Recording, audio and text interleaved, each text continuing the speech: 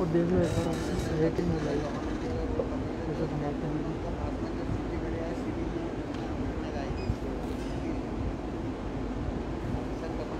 भारतीय किसान संघ के मध्य क्षेत्र के संगठन मंत्री महेश जी चौधरी अपना स्थान ग्रहण करें।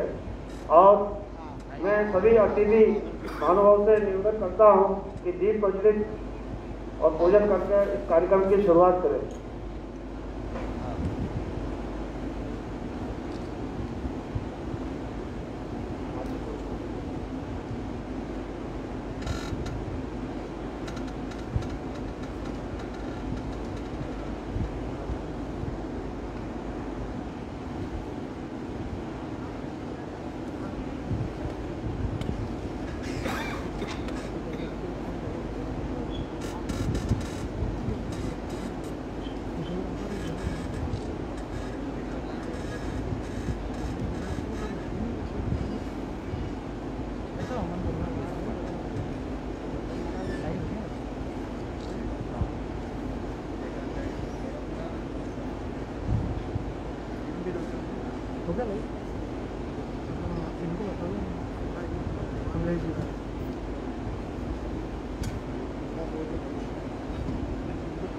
भारत माता की जय।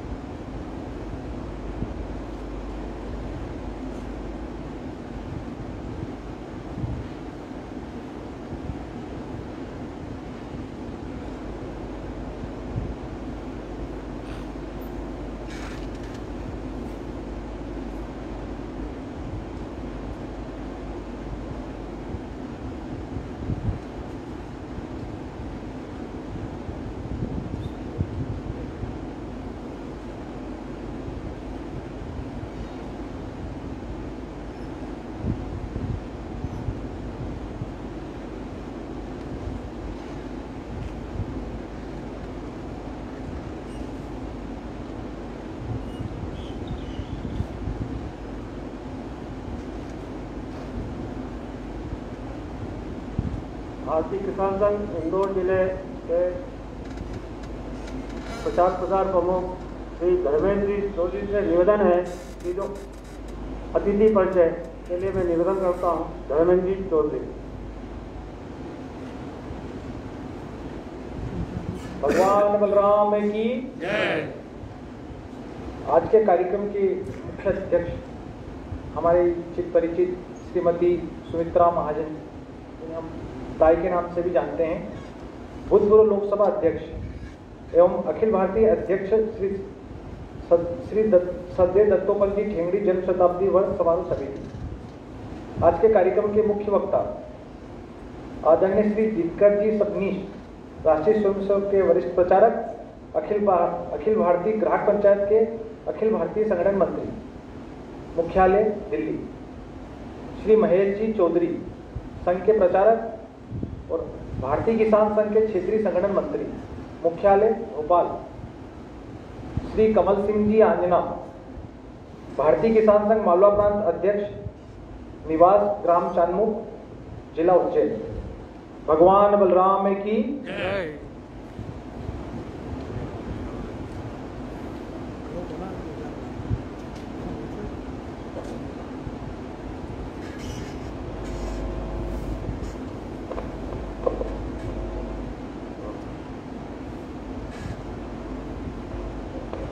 परिचय के पश्चात अतिथि स्वागत के लिए मैं निवेदन करता हूं, भारतीय किसान संघ के मालवा प्रांत के महामंत्री नारायण जी यादव, श्रीमती सुमित्रा जी महाजन जी, साहिब जी का स्वागत के लिए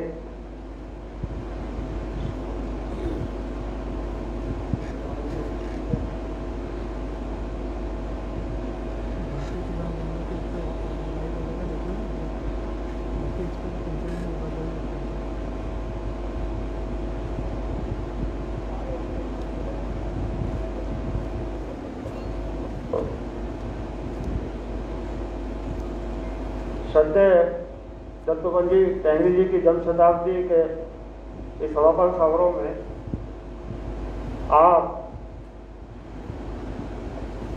अखिल भारतीय जो समिति बनी थी जन्म शताब्दी और आप अध्यक्ष थे। आज का जो प्रमुख कार्यक्रम वो नागपुर में हुआ था परम पूजनीय मोहनराव जी भगवत जी के सानिध्य में, और मैं आगे निवेदन करता हूं, हमारे आज के मुख्य वक्ता श्री दिनकर जी फडणवीस जी का स्वागत के लिए दिलीप जी पाटीदार, हमारे महानगर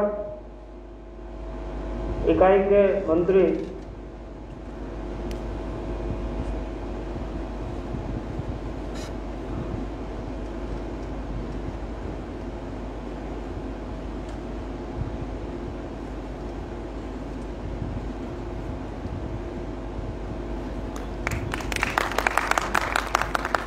और महेश जी चौधरी अपने मध्य क्षेत्र के भारतीय किसान संघ के संगठन मंत्री, उनके स्वागत के लिए नरेश जी कोठारी अपने जिले के भारतीय किसान संघ के जिला जैविक प्रमुख,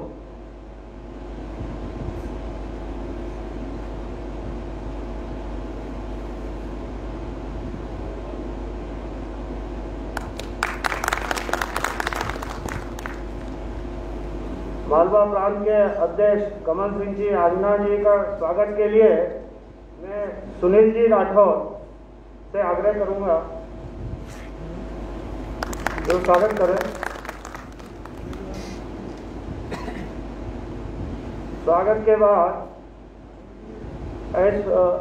श्रद्धेय दत्तोपंत जी टेंगरी जी के जन्म शताब्दी वर्ष पर जो साल भर जो चलने वाले जो कार्यक्रम जो तय हुए थे, जो कार्यक्रम की रूपरेखा बनी और उस प्रमुख उसकी भूमिका रखने के लिए मध्य क्षेत्र के संगठन मंत्री श्री महेश जी चौधरी से निवेदन है कि वो इस कार्यक्रम में अपना उद्बोधन भूमिका के रूप में अपना उद्बोधन प्रस्तुत करें।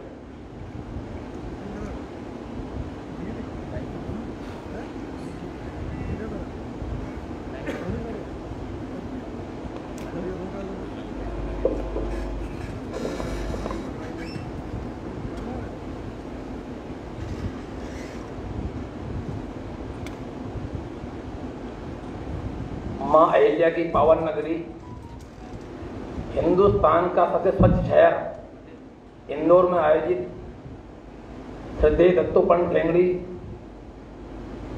जन्म शताब्दी वर्ष के समापन समारोह के अवसर पर मंच पर उपस्थित हम सबके सुपरिचित एवं जन्म शताब्दी समारोह समिति की राष्ट्रीय अध्यक्षा, लोकसभा की पूर्व अध्यक्षा श्रीमती सुमित्रा ताई, इस कार्यक्रम के मुख्य वक्ता संघ के वरिष्ठ प्रचारक, अखिल भारतीय ग्राहक पंचायत के अखिल भारतीय संगठन मंत्री सम्मानित दिनकर जी फडणवीस, भारतीय किसान संघ मालवा प्रांत के अध्यक्ष श्रीमान कमल सिंह जी आइना, हमारे सभागृह में उपस्थित इंदौर शहर के गणमान्य नागरिक बंधु एवं भगिनी,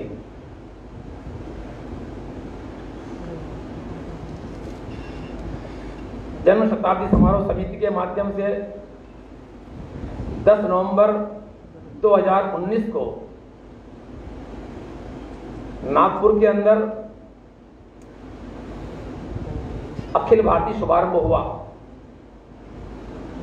उस कार्यक्रम की अध्यक्षता सम्मानित ताई ने की। उस कार्यक्रम के मुख्य वक्ता थे राष्ट्रीय स्वयं संघ के परम पूज्य सरसंघचालक माननीय मोहन राव जी भागवत। अभी 6 अक्टूबर को राजस्थान के कोटा में, जहां भारतीय किसान संघ की स्थापना हुई थी, उसी कोटा शहर में इस शताब्दी वर्ष का समापन समारोह था। सौभाग्य से वहां भी परम पूज्य सरसंघचालक जी उपस्थित थे। बंधुओं,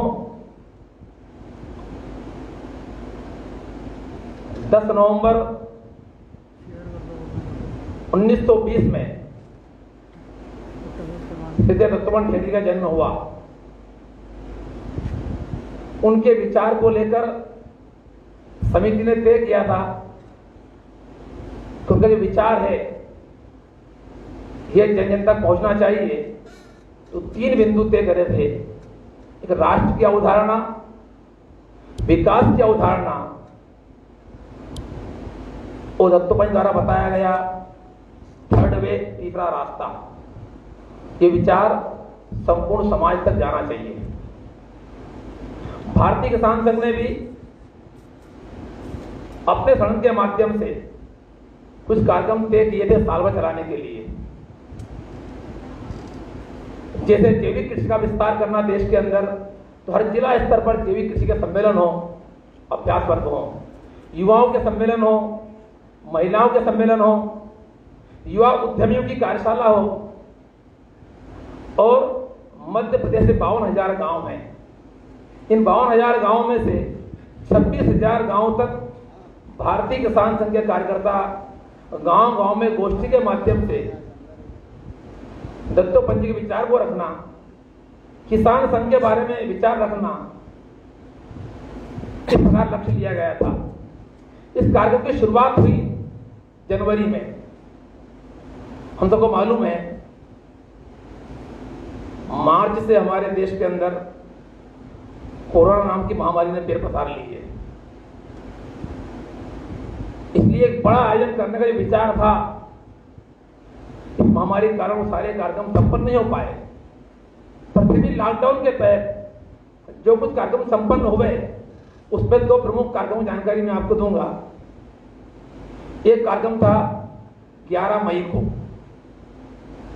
किसान संघ के आराध्य भगवान बलराम, उनके जीवन की जानकारी बलराम चालीसा के माध्यम से, सोशल मीडिया के माध्यम से गांव गांव में जो कार्यकर्ता है वो अपने घर के परिवार के अंदर लोगों को साथ में लेकर भगवान बलराम का पूजन कर उनके जीवन के बारे में जानकारी परिवार के लोगों को देना और बलराम चालीसा का पाठ करना। ऐसा कार्यक्रम 11 मई को आयोजित किया गया था। तो अपने कार्यकर्ताओं ने अपने गांव में रहकर, परिवार में रहकर, मध्य प्रदेश के अंदर 1500 गांव में ये कार्यक्रम संपन्न हुए।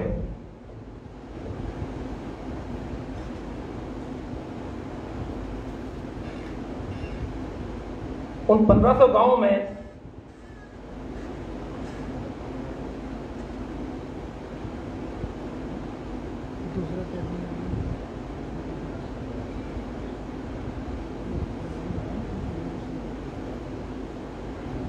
19,000 लोगों ने, परिवार के लोगों ने इस कार्यक्रम में भाग लिया।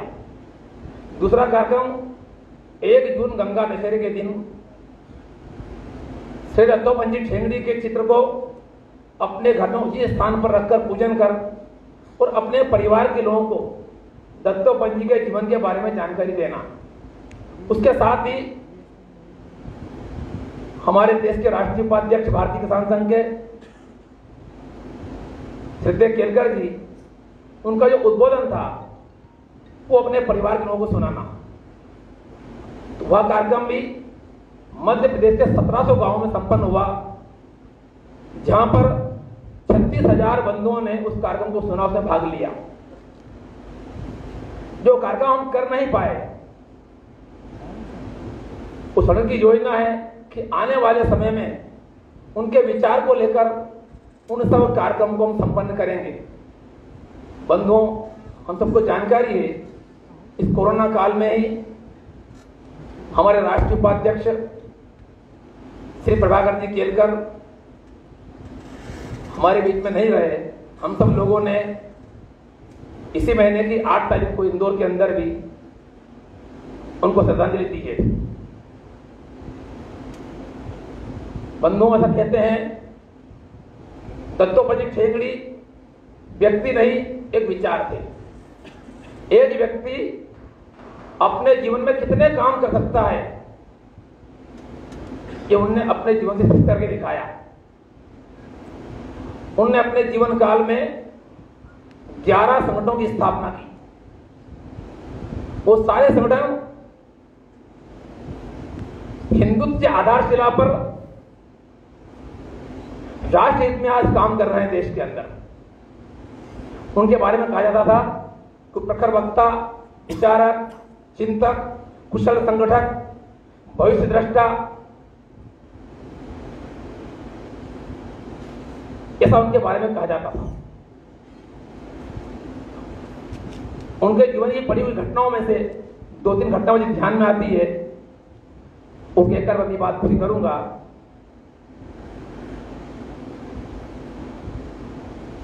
उन्नीस 1968 में हमारे देश के लोकसभा अध्यक्ष थे नीलम संजीव रेड्डी। उनके साथ प्रतिनिधिमंडल के रूप में दत्तोपंत जी भी रूस की यात्रा पर गए थे। सारे रूस में घूमने के बाद वहां से लौटकर वो कहते हैं कि अब साम्यवाद पीछे की ओर जा रहा है, साम्यवाद समाप्ति की ओर है। तो हम देखते जो उन्होंने घोषणा की, उसके कुछ वर्षों बाद ही रूस का साम्यवाद तहस नहस हो गया। परम पूजनीय गुरु जी उनके बारे में कहते थे कि दत्तोपंत ठेंगड़ी ये हमारे विचारदाता हैं। एक और उनके जीवन की घटना जो उन्होंने घोषणा की थी, देश में इमरजेंसी लगी। इमरजेंसी के बाद जो समय के इमरजेंसी के इस कार्यक्रम के महासचिव थे श्री नानाजी देशमुख, जब उनकी गिरफ्तारी हो गई तो दत्तोपंत ठेंगड़ी के कंधे पर बाहर आया है। उन्होंने 9 सितंबर को प्रवास करते हुए कलकत्ता के अंदर उस समय के कार्यकर्ताओं की बैठक ली। तो वहां लोगों ने कहा कि इस समय इंदिरा जी का भयंकर भय है लोगों के अंदर, लोग भयभीत हैं और इंदिरा जी के सभाओं में लाखों लोग आ रहे हैं, भीड़ उमड़ रही है। दत्तोपंत जी ने कहा 17 वर्षों के बाद ये सरकार जाने वाली है। तो उस समय के जो कार्यकर्ता सरोज शास्त्री जी जो बैठक में थे, उन्होंने कहा कि आप ये घोषणा ज्योतिष के आधार पर कर रहे हैं। तो दत्तोपंत जी ने कहा ऐसा नहीं। उन्होंने कहा इंदिरा जी में पूरी तरह तानाशाह की कमी है, अभाव है तानाशाह होने का। फिर उन्होंने कहा इंदिरा जी किसी पर विश्वास करती नहीं है और अन्य लोग उन पर विश्वास नहीं करते हैं। और हम देखते हैं 17 वर्ष बाद ही वो सरकार चली गई, इंदिरा जी चुनाव हार गई। ये घोषणा उन्होंने बहुत पहले कर दी थी। एक और घोषणा उन्होंने की थी 1989 के अंदर। उन्होंने कहा था कि अगली शताब्दी जो है, अगली शताब्दी का सूर्योदय होगा वो भगवान का होगा। तो हम देख रहे हैं धीरे धीरे तेजी के साथ दुनिया के अंदर हमारे विचार का, हमारे दर्शन का, दत्तोपंत जी ने कहे बातों का तेजी के साथ प्रभाव को दिखाई दे रहा है। बंधुओं, इस शताब्दी समापन समारोह के अवसर पर सभी संगठनों ने जितने कार्यक्रम आयोजित किए थे, कई विचार गोष्ठियां संपन्न हुई। भारतीय किसान संघ के साथ साथ जिन संगठनों को दत्तोपंत ठेंगड़ी जी ने स्थापित किया था, भारतीय मजदूर संघ, अखिल भारतीय ग्राहक पंचायत, अखिल भारतीय विद्यार्थी परिषद, स्वदेशी जागरण मंच, इन सभी संगठनों ने देश भर में अपने अपने स्तर पर अनेक तरह के कार्यक्रम भी आयोजित किए। भारतीय किसान संघ ने भी 10,000 पुस्तिकाएं दत्तोपंजी के व्यक्तिगत कृतित्व को लेकर मध्य प्रदेश के 5,888 गांवों तक पहुंचाई। विचार गोष्ठियां थी वहां पर। इस प्रकार से श्रद्धेय दत्तोपंजी के विचार को जन जन तक पहुंचाने का एक प्रयत्न हमारे संगठन के द्वारा हुआ। हम सब दत्तोपंजी के जीवन के बारे में, उनके विचार के बारे में मंच पर उपस्थित वक्ताओं से अन्य जानकारी सुनेंगे। मुझे इतना ही कहना था। जय हिंद।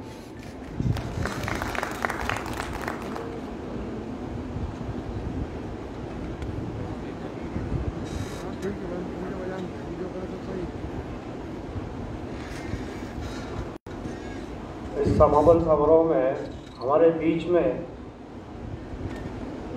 हुकमचंद जी सावला जी यहाँ पर उपस्थित है।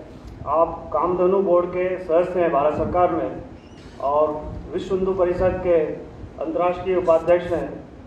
और उनके साथ में हमारे बीच में मेघराज जी जैन जी भी बैठे हैं और वो राज्यसभा के सदस्य रहे हैं, गौ संवर्धन बोर्ड के मध्य प्रदेश के अध्यक्ष भी रहे हैं।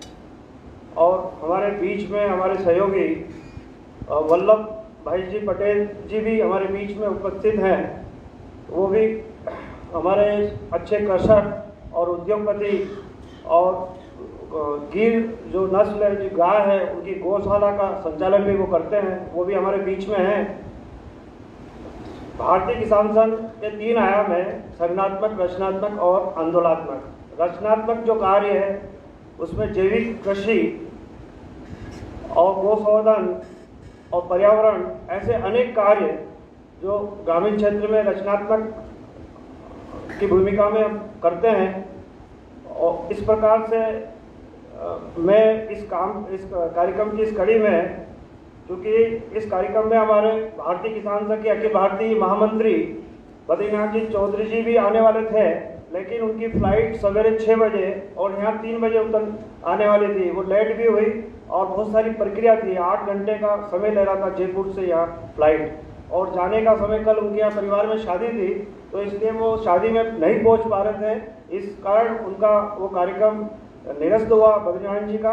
और उन्होंने वहीं से मुझे सूचना करी कि सबसे थोड़ा क्षमा याचना है उनकी तरफ से कि वो कार्यक्रम में उपस्थित नहीं हुए।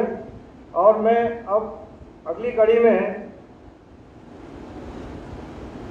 हमारे जो जैविक जो कृषक है और गौ संवर्धन क्षेत्र में कार्य करने वाले, उत्कृष्ट कार्य करने वाले जो किसान बंधु हैं, उसके स्वागत के लिए, उनके सम्मान के लिए मैं आमंत्रित करूंगा। और यहाँ पर ताई और दिनकर भाई साहब आप सम्मानित करेंगे। तो सबसे पहले मैं युवा उड़ान फाउंडेशन जैविक कृषि क्षेत्र में कार्यरत है और आप जैविक कृषि का प्रशिक्षण देने के लिए और जैविक फार्म का भ्रमण कराया जाता है आपके माध्यम से। ऐसे कपिल जी चौधरी और संजय जाट और गोविंद जी गोदारा जी से निवेदन है कि वो मंच पे आए और भाई साहब से निवेदन है कि शील्ड प्रदान कर उन्हें सम्मानित करें।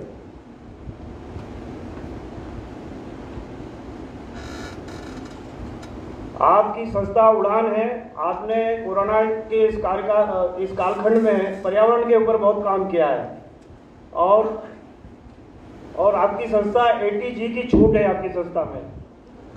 और ये तीनों बंधु जो हैं ये किसान परिवार से हैं।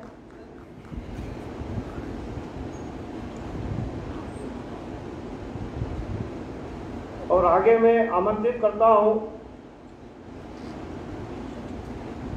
रविंद्र कुमार जी ठाकुर, ग्राम सेमलिया चाऊ, प्रगतिशील जैविक किसान है और आप कई पुरस्कार ग्रहण किए। प्रधानमंत्री से भी आपको पुरस्कार मिला है, गुजरात सरकार से भी आपको जैविक के क्षेत्र में पुरस्कार मिला है। ऐसे अनुभव से निवेदन है कि वो मंच पे आकर अपना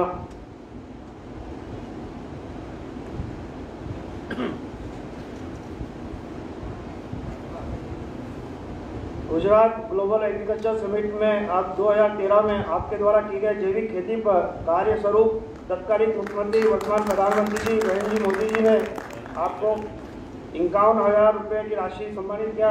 आज पुनः यहाँ सम्मानित हो रहे हैं।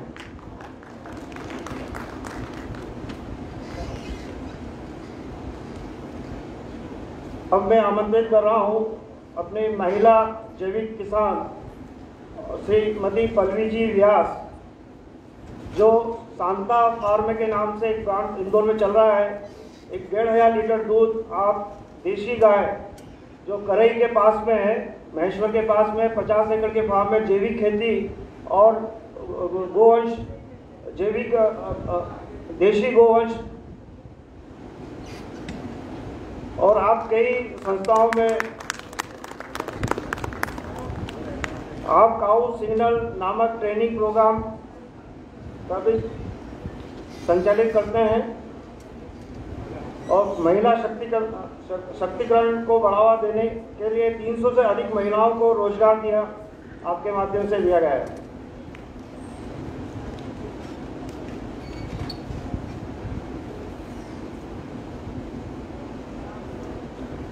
और मैं आमंत्रित कर रहा हूं ग्राम अविनाश सिंह जी डांगी जी, ग्राम बिस्टान, जिला खरगोन। आप 18 साल से जैविक खेती कर रहे हैं। देसी बीज का उत्पादन करके देसी बीज का बैंक की स्थापना की गई है आपके द्वारा।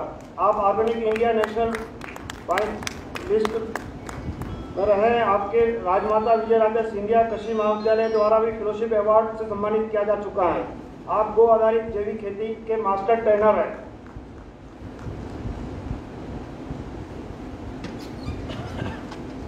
अब मैं आमंत्रित करता हूं पंडित जी शिव प्रकाश मिश्रा, सुगंधित और जैविक खेती।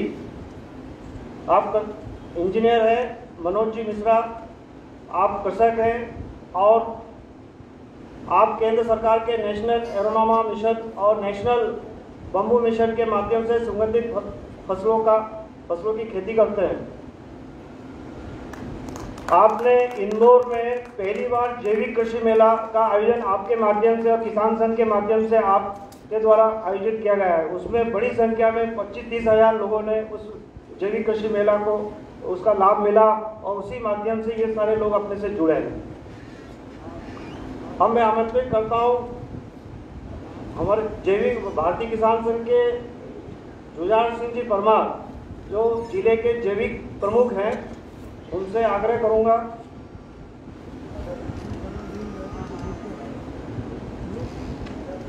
शाजापुर जुझार सिंह जी परमार, आपने एक जैविक कुटुंब की स्थापना की है। आपने जैविक कृषकों का एक ग्रुप बनाया, उसका एक कुटुंब बनाया, उसकी साप्ताहिक बैठक आप रखते हैं और जिले के भारतीय किसान जिले के आप जैविक प्रमुख हैं। मैं देवराज जी पाटीदार जी से निवेदन करूंगा, वो एक प्रगतिशील किसान है, जैविक कृषि करते हैं, खंडवा रोड असरावत में आपका फार्म है।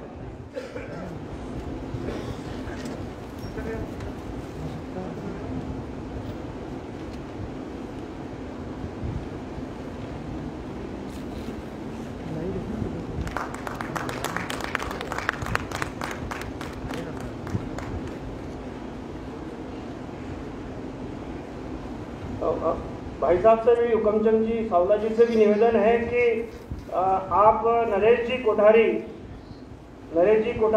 कुआली ग्राम, भाई साहब कुआली ग्राम के निवासी हैं और जिले के जैविक प्रमुख हैं। कई वर्षों से जैविक खेती कर रहे हैं और जैविक सेतु जो चलता है इंदौर में बाईपास पे, आपके ही माध्यम से वो संचालन का कार्य जैविक सेतु का होता है। तो भाई साहब से निवेदन है कि आप उनका सम्मान।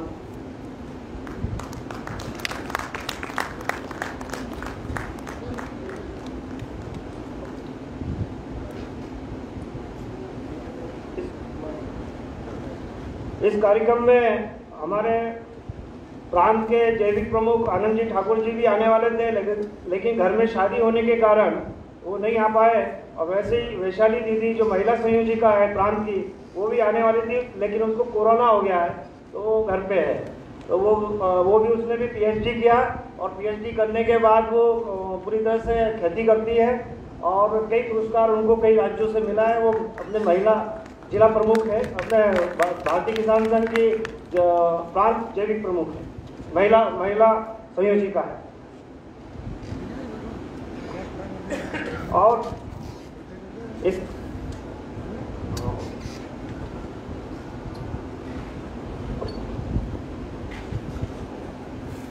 कार्यक्रम को आगे बढ़ाते हुए मैं जो श्री दत्तोपंत ठेंगड़ी जी की जन्म शताब्दी वर्ष के समापन समारोह में हमारे मुख्य वक्ता दिनकर जी तमनीश जी भाई साहब से निवेदन करता हूं कि वो अपना उद्बोधन कर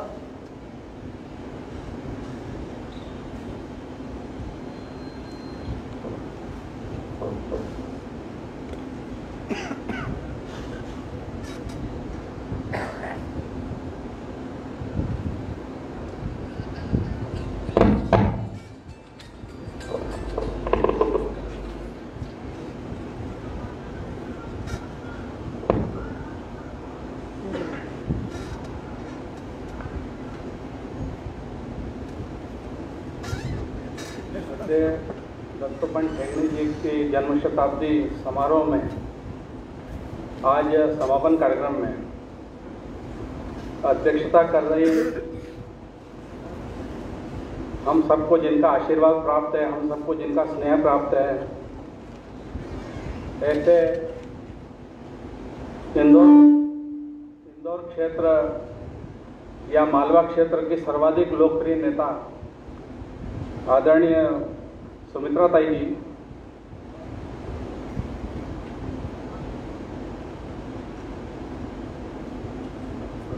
संघ के प्रचारक और मेरे लंबे समय सहयोगी रहे, भारतीय किसान संघ में अभी वर्तमान में क्षेत्र संगठन मंत्री श्री महेश जी चौधरी, भारतीय किसान संघ के प्रांत के अध्यक्ष श्री कमल सिंह जी आंजना, यहाँ पर उपस्थित काफी अनुभवी और वरिष्ठ जन, और अब किसान संघ आयोजक है तो किसान भाइयों और बहनों ऐसा कहना पड़ेगा लेकिन हम चूंकि ग्राहक पंचायत के हैं तो हम समस्त ग्राहक शक्ति ऐसा कहते हैं।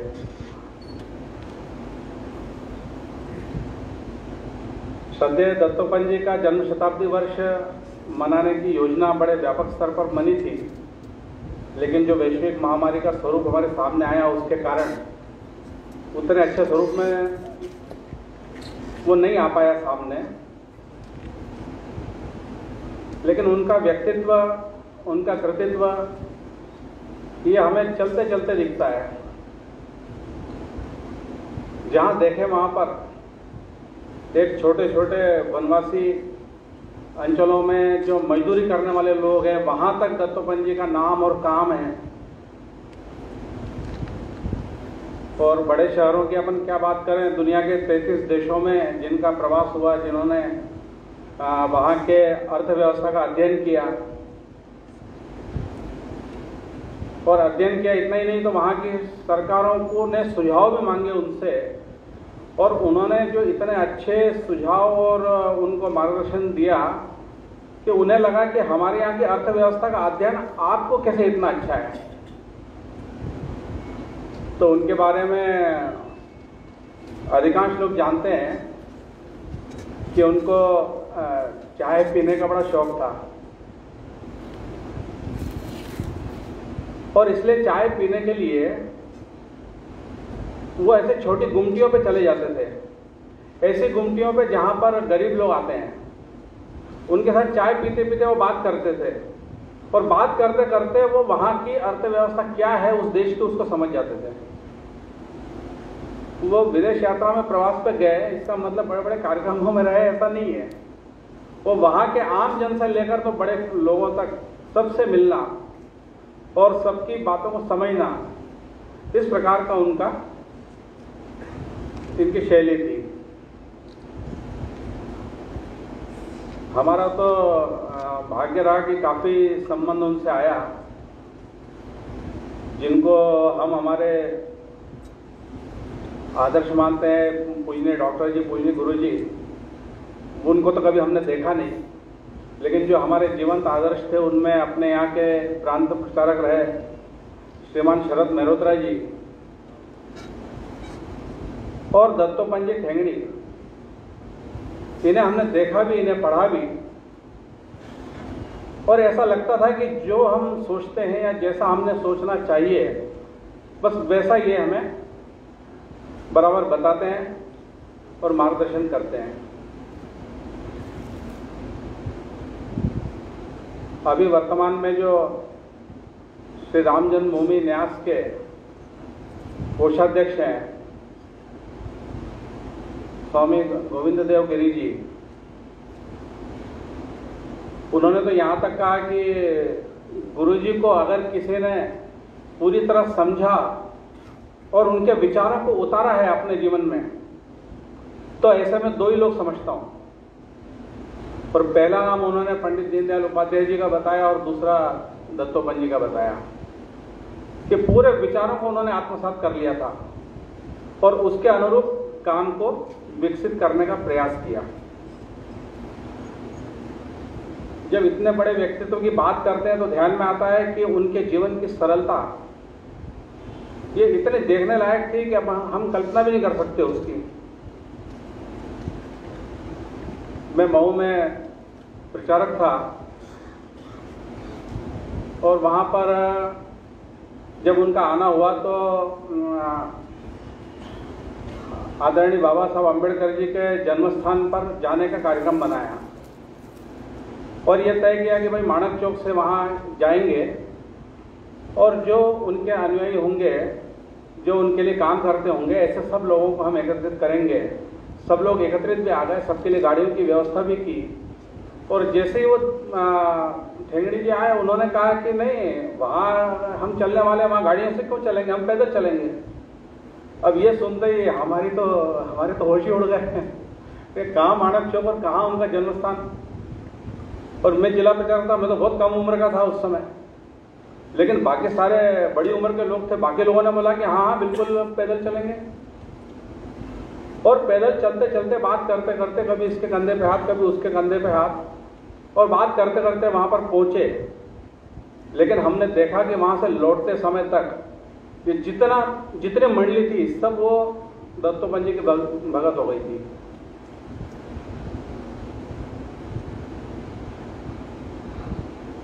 उनसे कैसे प्रभावित होते हैं लोग, इसका एक घटना और ध्यान में आती है कि मऊ में कभी 1-1:30 बजे मैं कार्यालय के लिए निकलता था तो कोर्ट में होते हुए जाता था, क्योंकि 1:30 बजे लंच का समय रहता था। तो एडवोकेट्स इकट्ठा हो जाते थे, वहाँ चाय पीते थे और एक 15-20-25 लोगों का मजमा हो जाता था और हम सब लोग मिलकर चाय पीते थे।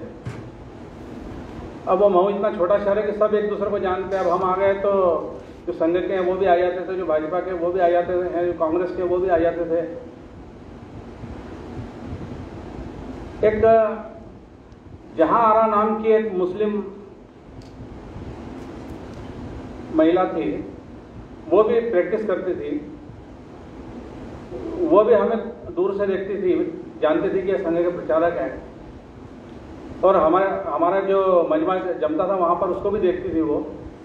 एक दिन क्या हुआ कि जैसे ही मैं वहाँ पर, हम लोग बैठे थे, वहाँ से वो निकली तो उन्होंने मुझसे ऐसा कहा कि भाई साहब जरा रुकना, चाय मैं भी साथ में लेंगे आपके। अब ये सुनते ही हमें तो समझ में आया नहीं, हमारी कभी बातचीत हुई नहीं,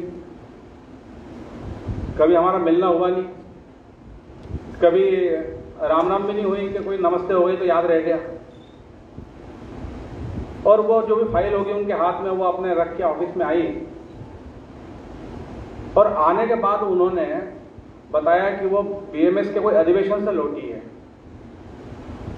और पूरे समय वो दत्तोपंत जी के गुणगान गाती रही।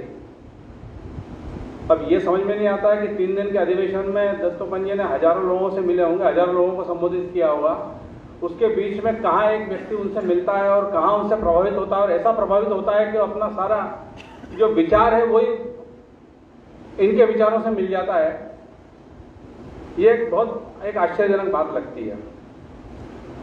इसको समझने के लिए शिवपुरी में जब हम थे, महेश जी और मैं, हम साथ में शिवपुरी पहुंचे थे, हमको 4 महीने ही हुए थे शिवपुरी पहुंच के, और माननीय दत्तोपंत जी का आना हुआ, तो उन्होंने कहा कि तात्या टोपे की समाधि है, वहां पर बलिदान स्थल है, वहां पर चलेंगे और सुबह शाखा पे चलेंगे।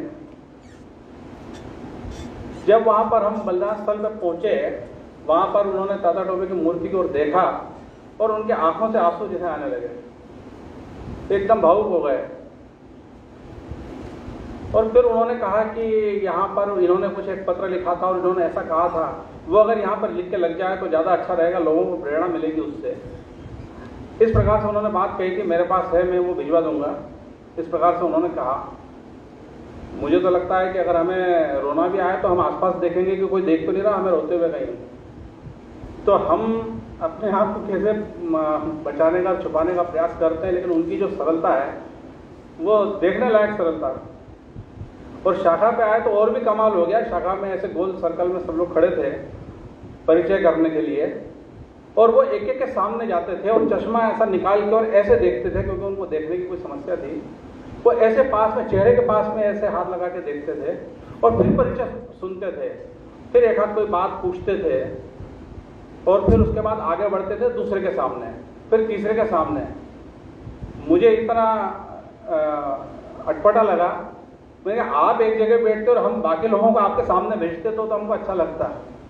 अब आप इतने बड़े हैं और आप सबके सामने जा रहे हैं। ये जो सरलता थी, उनकी उस सरलता में व्यक्ति डूब जाता था। और इसलिए कहते हैं कि उनके संपर्क, उनकी सरलता,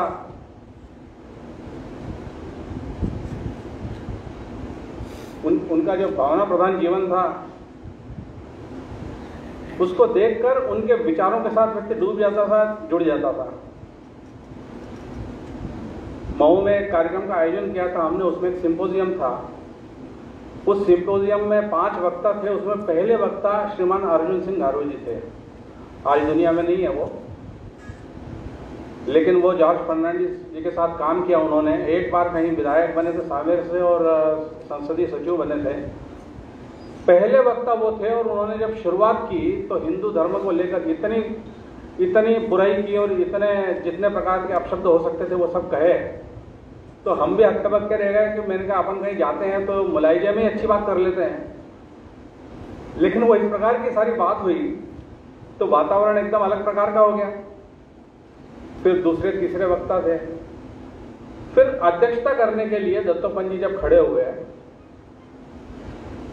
तब उन्होंने जो कुछ एक 4-6 वाक्य कहे वह आज भी मेरे कानों में गूंजते हैं। उन्होंने कहा कि जैसे मैं संघ का प्रचारक, तो जैसे ही हिंदू राष्ट्र की बात आती है, हिंदू धर्म या हिंदू संस्कृति की बात आती है, तो मेरे मन में गौरव का बोध होता है। क्योंकि हमने कहा सर्वे भवन्तु सुखिनः, हमने कहा वसुधैव कुटुंबकम, हमने दुनिया के भले की बात की, और इसलिए हमारे मन में गौरव का बोध होना स्वाभाविक है। लेकिन जिन लोगों के साथ जातिगत भेदभाव के कारण या किसी और कारण से अगर अन्याय हुआ हो, जैसे हम देखते हैं कि एक बालक वो पढ़ने के लिए स्कूल जा रहा है, उन्होंने बैलगाड़ी वाले से पूछा कि मैं स्कूल जा रहा हूँ, बैठ जाऊँ? तो उन्होंने बोला हाँ बैठ जाओ बेटा। अब उस जमाने में क्या है, एक गांव से दूसरे गांव जाने के लिए कोई बैलगाड़ी जा रही है, कोई बच्चा स्कूल जा रहा है, तो किसी को भी उस पर स्नेह होता ही है, बैठ जाओ। वो पीछे बैठ गया। उससे पूछा कि तुम्हारे पिताजी का नाम क्या? तो बोलते कि राम जी सबकाल। तो वो समझ गए कि ये तो ऐसी जाति से आया हुआ व्यक्ति है। तो इतना गुस्सा आया उनको, वो उतरे बैलगाड़ी से, बैलों को हटाया और बैल के ऊपर जो कंधे पे वो जो रखते हैं लकड़ी का, उसको ऐसा उठा दिया वहां से और वो बच्चा वो नीचे गिर गया वहां। अब किसी की जाति समझ में आने के बाद अगर किसी छोटे बच्चे के साथ इस प्रकार का व्यवहार हुआ होगा तो उसके मन पे पहला इंपैक्ट क्या होगा। और आगे जाके देखते हैं कि हम उसी व्यक्ति ने यह भी देखा कि जिस तालाब में पशु पानी पी रहे हैं उस तालाब से तुमको पानी नहीं लेने दिया जाएगा क्योंकि तुम इन जातियों के हो। इस प्रकार की बातें जब व्यक्ति देखेगा और उसको ऐसा लगेगा कि ये हिंदू धर्म के कारण इस प्रकार से हो रहा है, ऐसा अगर उसको लगेगा तो उसके मन में जो पीड़ा होगी उसके कारण वो भला बुरा कहेगा, ये बिल्कुल स्वाभाविक है। इस प्रकार से जब दत्तोपंत जी ने कहा तो एकदम पूरा वातावरण बदल गया और वो जो पहले जो वक्ता ने जो कुछ कहा था उसके कारण से लोगों के मन में अलग अलग प्रकार की बातें आ रही थी। अर्जुन सिंह जी के बारे में कुछ बुरे विचार भी लोगों के मन में आ रहे थे, वो भी सब साफ हो गए। और उसके बाद में हम देखते हैं कि सारा वातावरण एकदम बदल गया। और उसी में उन्होंने एक घटना और सुनाई उसी सिंपोजियम में। वो घटना ऐसे सुनाई कि आदरणीय बाबा साहब के साथ उन्होंने भी काम किया उनके फेडरेशन में, दत्तोपंत जी ने। तब ऐसी कोई बात चली कि बहुत भेदभाव होता है और इस प्रकार से होता है, कुछ सोचना पड़ेगा, कुछ नया विचार करना पड़ेगा, कुछ हो सकता है कि धर्म छोड़ना पड़े। तब दत्तोपंत जी ने बोले, हम तो बहुत छोटे थे, हमने बाबा साहब से कहा कि बाबा साहब कुछ देश में युवा लोग ऐसे भी हैं कि जो इसके लिए कुछ काम कर रहे हैं। तो वो हंसने लगे। उन्होंने बोला कि हाँ मैं जानता हूं, तुम ये आरएसएस की बात कर रहे हो ना। तो इन्होंने बोला हाँ जी जी, जो भेदभाव मिटाने के लिए काम कर रहे हैं, सबको साथ लेके चलने के लिए काम कर रहे हैं। बोले हाँ जी ये। तब वो बोलते हैं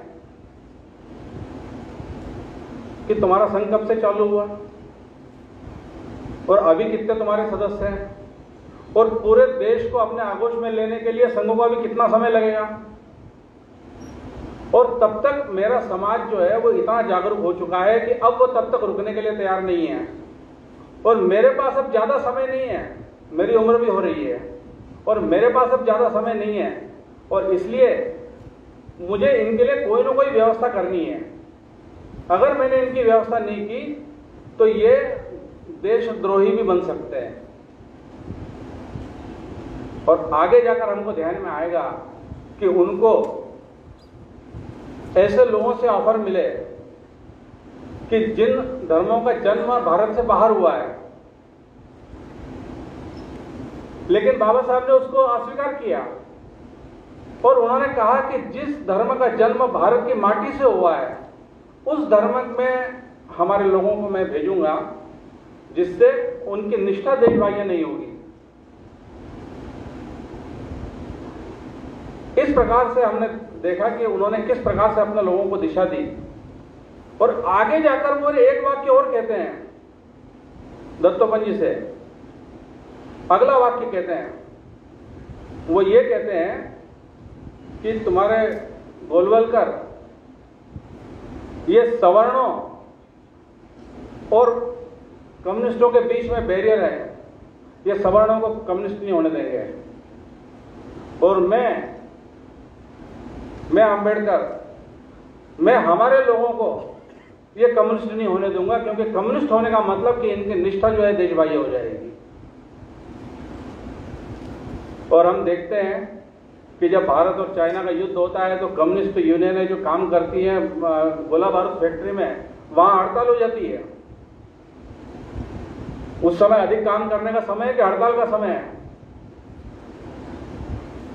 बाबा साहब ने वो जो बात कही थी वो बिल्कुल साक्षात अपने सामने दिखती है। और इसलिए हम देखते हैं कि दत्तोपंत जी ने जब भारतीय मजदूर संघ की स्थापना की तब उस समय चारों ओर बोलबाला था कि चाहे जो मजबूरी हो हमारी मांगे पूरी हो। इन नारों का चारों ओर बोलबाला था। लेकिन देश के हित में करेंगे काम और काम के लेंगे पूरे दाम, इस नारे के साथ भारतीय मजदूर संघ को लाए दत्तोपंत जी, तो क्या विचार था कि पहले देश है, देश के हित में करेंगे काम, फिर काम के लेंगे पूरे दाम। कोई कल्पना कर सकता है कि कोई मजदूर रोजी रोटी के लिए संघर्ष कर रहा हो, उसके मन में देशभक्ति को पहले जगाना है हमें। और किसान संघ का भी इसी प्रकार की नारा है कि देश के हम भंडार भरेंगे लेकिन कीमत पूरी लेंगे। देश के हम भंडार भरेंगे पहले, फिर हम कीमत पूरी लेंगे। पहले देश का विचार करेंगे हम। और ऐसी मजेदार घटना ग्राहक पंचायत के बारे में भी होती है कि बीएमएस का अधिवेशन चल रहा है, उन्होंने पूछा मजदूरों से कि तुम किसके लिए कमाते हो, तो मजदूर बोलते हैं कि पेट के लिए। अच्छा, और बताओ? तो किसी ने बोला कि परिवार के लिए कमाते हैं। अच्छा, और कोई बताओ? तो उन्होंने बोला कि हम मिल मालिक के लिए कमाते हैं। तो अच्छा, और कोई बताओ? तो फिर कोई होगा समझदार, उसने बोला कि साहब ये हम जो करते हैं ना, इसके कारण सरकार को टैक्स मिलता है, जिसके कारण देश चलता है, तो हम उसके लिए कमाते हैं। तो अच्छा, और बताओ? अब आके सीमा अड़ गई सबकी। फिर उन्होंने बोला कि तुमको काम किसके लिए करना है, तुम जो प्रोडक्शन कर रहे हो वो प्रोडक्ट जिस ग्राहक को चाहिए उसके सेटिस्फेक्शन के लिए काम करना है तुम्हें। उस ग्राहक की संतुष्टि के लिए अगर काम किया तुमने और तुम्हारा प्रोडक्ट अगर ऐसा हुआ तो वो बिकेगा, वो बिकेगा तो तुम्हारा पेट पलेगा, तो तुम्हारा परिवार चलेगा, तो मिल मालिक से का मिल चलेगा, और तब जो है वो सरकार के पास टैक्स आएगा। इसलिए अर्थव्यवस्था की धुरी अगर कोई है तो वो ग्राहक है, और ग्राहक की संतुष्टि जरूरी है। इस काम को देखने के लिए किसी को करने की जरूरत है, लेकिन ये बीएमएस काम नहीं करेगा, ये किसी को करना चाहिए, ऐसा उन्होंने कहा। और उसी में से एक पत्रकार है, वो पत्रकार जो है उसने बीड़ा उठा लिया कि मैं इस उपभोक्ता क्षेत्र में काम करूंगा, और ग्राहक पंचायत का जन्म हो जाता है। किस प्रकार से वो दिशा देते थे लोगों को, किस प्रकार से लोगों को समझाते थे, किस प्रकार से नए नए संगठन को खड़े करते थे। आर्थिक क्षेत्र में, सामाजिक क्षेत्र में जब उन्होंने जातिगत भेदभाव की पीड़ा का अनुभव किया तो सामाजिक समरसता मंच की स्थापना कर ली। विभिन्न पंथों के बीच में जो है रागद्वेष को जब देखा तो सर्वपंथ समाधान मंच की स्थापना कर ली। और किस प्रकार से सामाजिक और आर्थिक क्षेत्र में देश पहले और हम सब लोग उसके साथ हैं, इस प्रकार के विचार को लेकर काम चालू किया, ये हम देखते हैं। कुछ तो इतना मजेदार घटना सामने आती है कि एक बार पूना के आसपास कोई हड़ताल हुई। अब वो हड़ताल जो हुई तो उसमें कोई समाजवादी संगठन थे, वो भी थे, कोई कांग्रेस के संगठन थे, वो भी थे, नहीं कांग्रेस के नहीं थे, कोई वामपंथी संगठन थे, वो भी थे। और उन सब लोगों ने मिलकर हड़ताल की। तब संघ के जो दूसरे सरसंघ चालक है गुरु जी, उन्होंने पूछा दत्तोपंत, बोले वहां हड़ताल हो रही है? बोले हाँ। तो क्या करना है? तो बोले अब हमने सोचा है कि हम कुछ नहीं, हम उसमें भाग नहीं लेंगे। क्यों? बोले हमारी उतनी शक्ति नहीं है, हम कैसे करेंगे उसमें अभी। तो गुरुजी की जो शैली थी, उन्होंने कहा कि तुम्हें मालूम है दुश्मन का दुश्मन दोस्त होता है। ऐसा बोले और हंसने लगे और चले गए। बस उन्होंने वहां से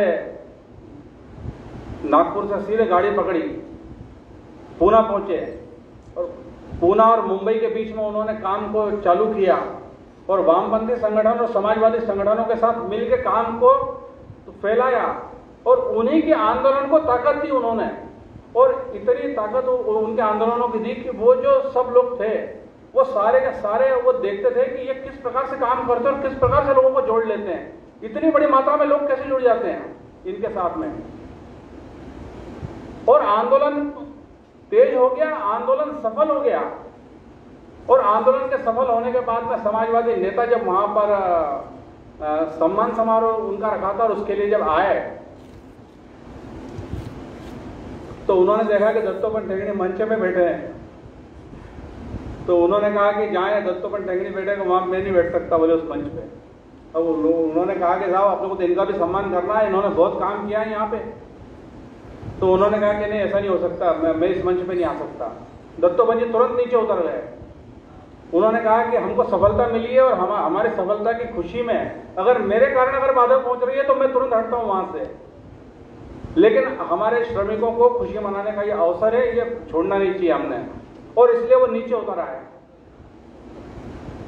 और कहते हैं कि उसके बाद लोगों को इतना बुरा लगा कि जिसने अपने साथ इतना काम किया, अपने नेता ने उसको अपने बगल में बिठाना भी स्वीकार नहीं किया, और इसलिए उसमें दो फाड़ हो गए। जिनको लगा कि ये इनके साथ गलत व्यवहार हो रहा है वो दत्तोपंत जी के साथ आ गए, और वहां पर बीएमएस की नई यूनियन खड़ी हो गई। तो उसके कारण उनको लौटने में देर हो गई, और लौट के जब गुरुजी से मिले तो गुरुजी ने कहा क्या दत्तोपंत, बोले गोबर भी गिरता है ना तो मिट्टी लेके ही उठता है, ऐसा कहा उन्होंने। पर यहां तो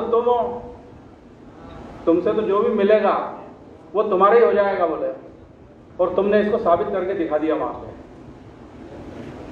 इस प्रकार से अपन उनके जीवन को देखते हैं, किस प्रकार से जहां कुछ नहीं था, जहां नाम तक नहीं था, जहां ये जाने की सोच भी नहीं रहे थे, और वहां पर उन्होंने अपने काम को अपने परिश्रम से, अपने व्यवहार से खड़ा कर लिया। इस प्रकार की स्थिति हम देखते हैं। काम को खड़ा करने के लिए, यूनियन की रीति नीति को समझने के लिए, नियमों को समझने के लिए उन्होंने जिस प्रकार से इनके साथ काम किया उसी प्रकार से कांग्रेस की यूनियन के साथ भी काम किया, और 1 साल के अंदर वो कांग्रेस के प्रदेश के संगठन मंत्री बन गए मध्य प्रदेश के। उस समय मध्य प्रदेश के मुख्यमंत्री पंडित द्वारका प्रसाद मिश्र थे। ये पंडित द्वारका प्रसाद मिश्र जी से मिलने के लिए गए, सुबह नाश्ते के लिए टेबल पर बैठे, तो वो पंडित जी बोलते हैं क्या दत्तोपंत तुम्हें मालूम है कल नेहरू जी बहुत नाराज हो गए मुझ पे। तो अरे बोले आप तो बहुत व्यवहार कुशल है, आप पे कैसे नाराज हो गए। तो बोले मैंने एक बात ही ऐसी बोल दी। क्या बोली? तो उन्होंने बोला कि नेहरू जी मुझे लगता है कि आप आरएसएस को बढ़ाना चाहते हैं, आप आरएसएस के दोस्त हो, ऐसा लगता है मुझे। तो नेहरू जी एकदम चिढ़ गए उन पे, और उन्होंने बोला कि तुम इस प्रकार से बात करते हो।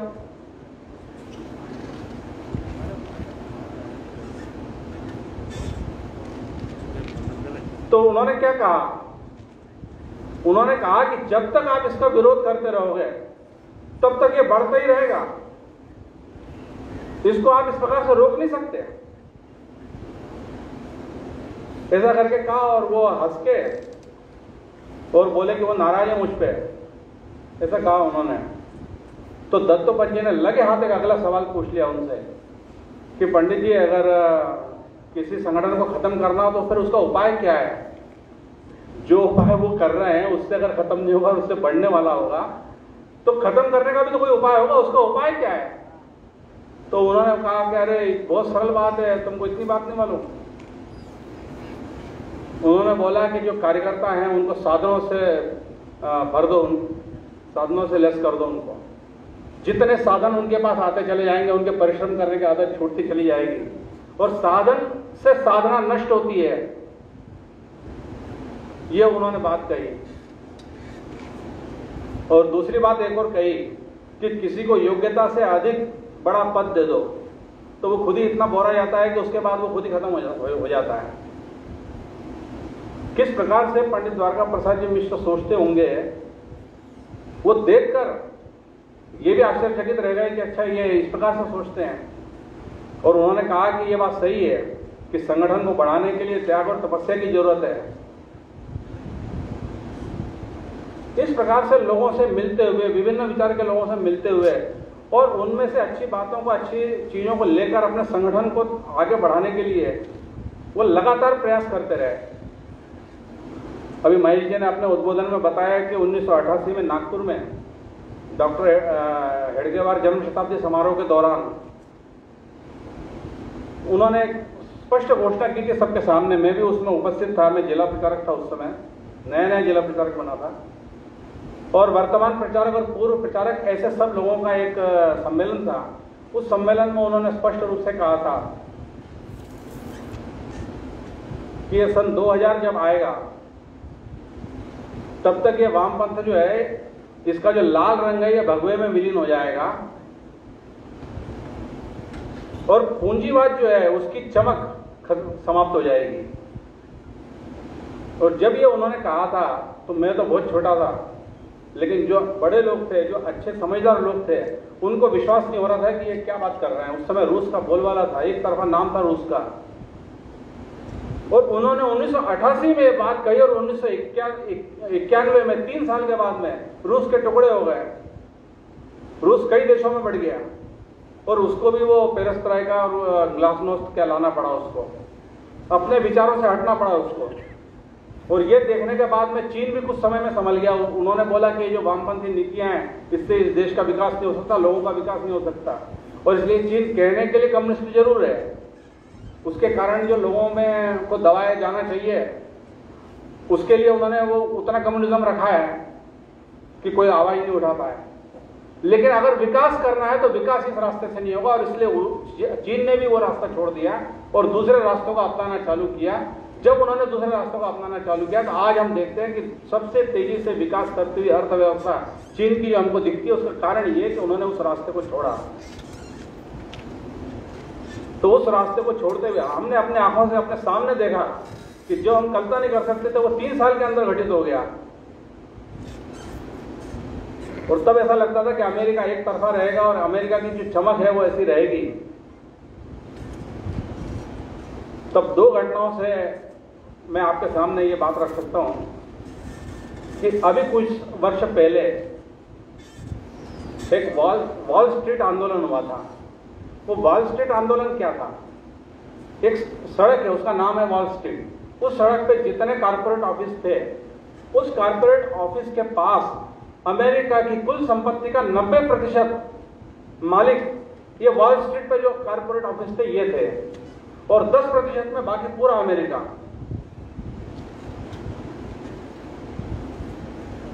और इसलिए उनका आंदोलन चला कि ये ऑफिस हटाओ यहां से, ये ऑफिस जो है ये शोषण कर रहे हैं पूरे देश की संपत्ति को। ये इस एक रोड में आ गई है पूरे देश की संपत्ति, और पूरा देश जो है वो भिखमंगा जैसा खड़ा हो गया है।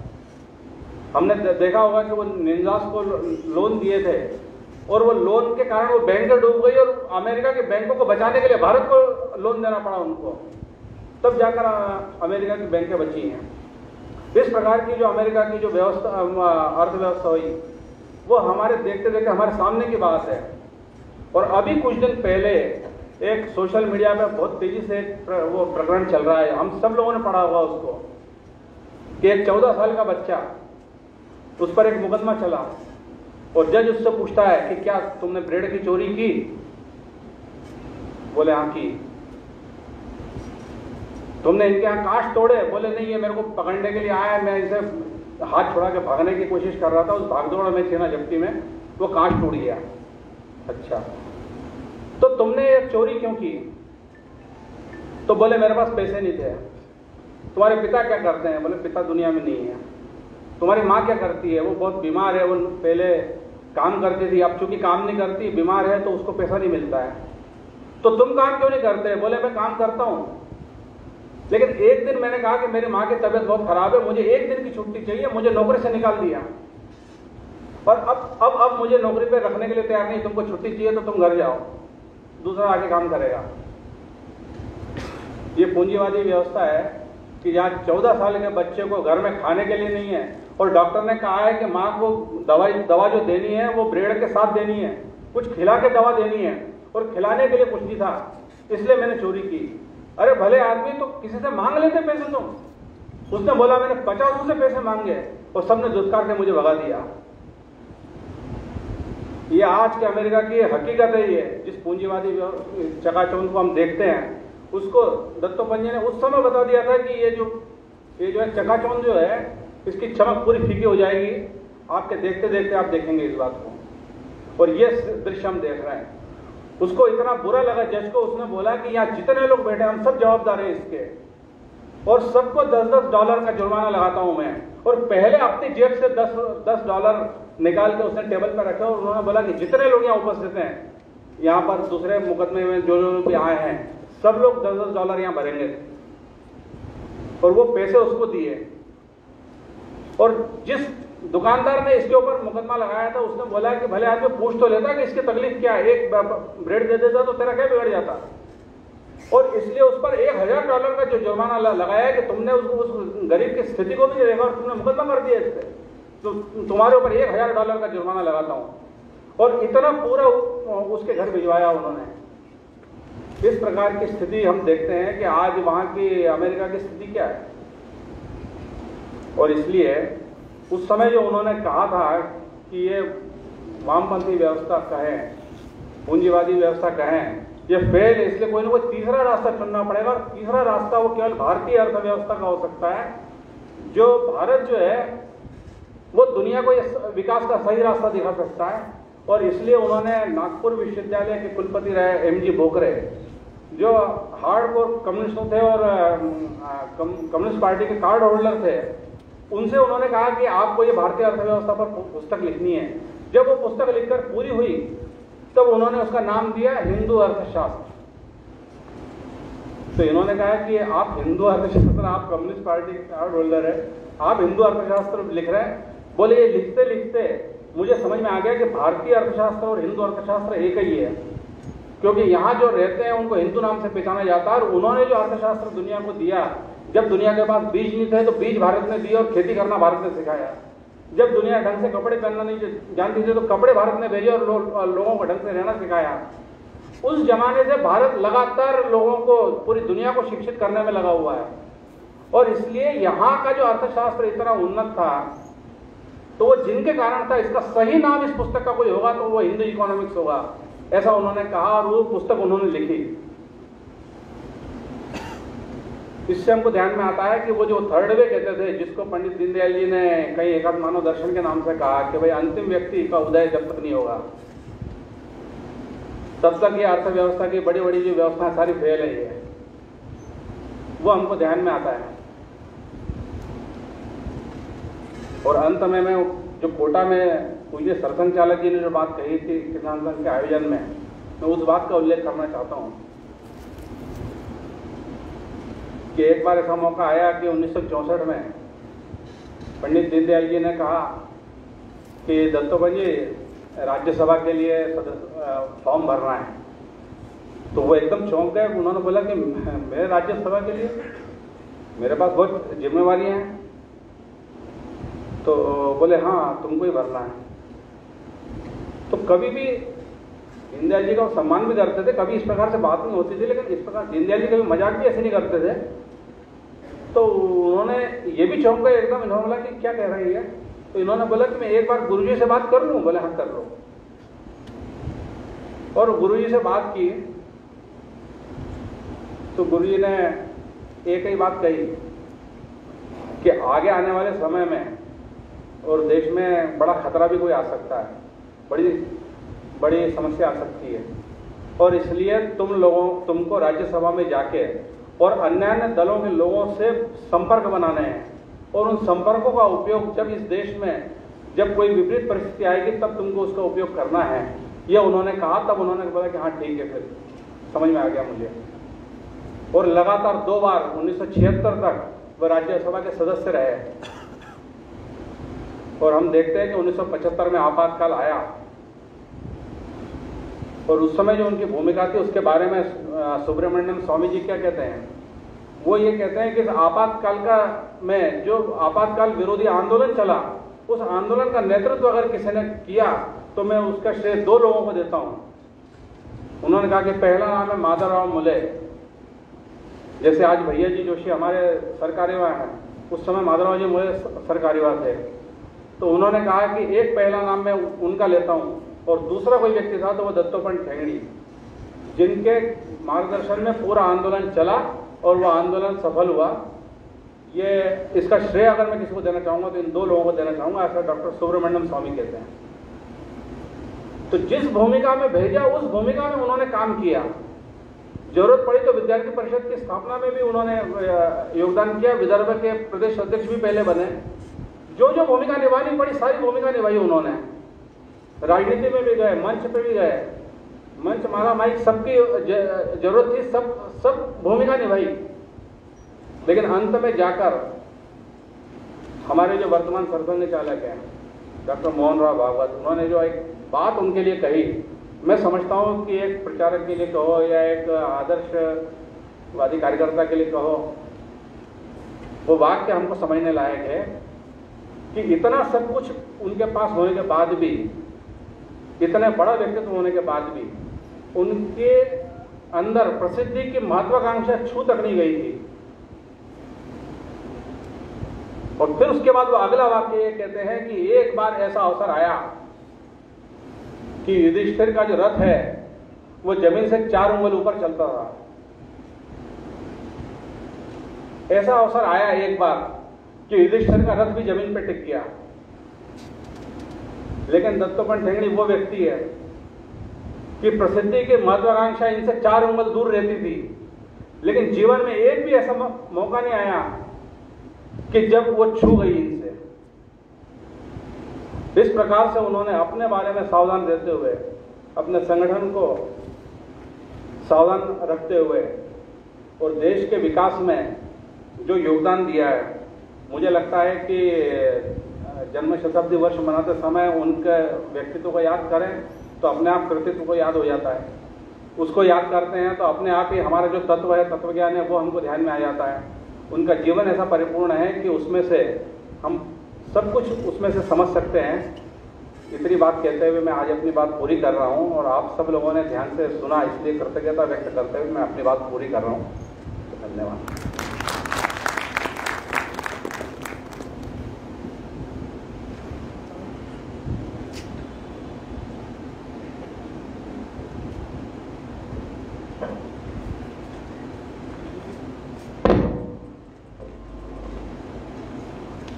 देश के हम भंडार भरेंगे लेकिन कीमत पूरी लेंगे, जो हमसे टकराएगा वो हमें ही मिल जाएंगे। ऐसे संगठन की रचना करने वाले सत्य दत्तोपंत जी टेंगड़े जी के जन्म शताब्दी वर्ष के इस कार्यक्रम की अध्यक्षता सुमित्रा ताई से निवेदन है कि वो अपना अध्यक्षीय भाषण प्रस्तुत करें।